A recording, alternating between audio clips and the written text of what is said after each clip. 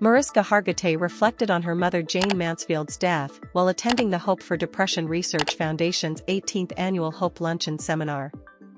"I lost my mother when I was 3 years old, and I grew up in a house of people dealing with the tragedy in their own way," Hargitay said on Tuesday, according to Us Weekly.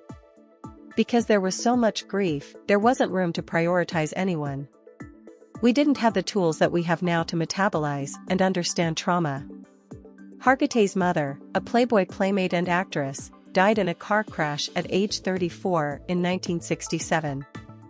The Law and Order SVU star and 2 of her siblings were in the vehicle at the time of the accident while accepting the 2024 HOPE Award for Depression Advocacy. The Lake Placid actress admitted it wasn't until much later in life that she learned about the tools she needed to address her past traumas.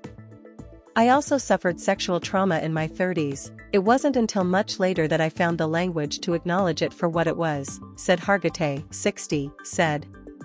She revealed that founding the Joyful Heart Foundation 2 decades ago was part of my response to my own experience. Hargitay went on to express her gratitude for her therapists who have helped her throughout her healing journey. "I built a whole foundation that responded to trauma and survivors the way that I wanted to be responded to," she continued in her speech. "I had the good fortune to find extraordinary therapists who introduced me to many different healing modalities." The mother of 3 explained that complex trauma is something so many of us carry. But she assured others who might be struggling that there is hope.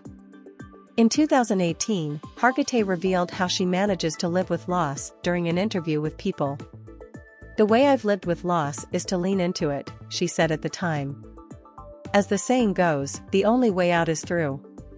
In my life, certainly I've tried to avoid pain, loss, feeling things.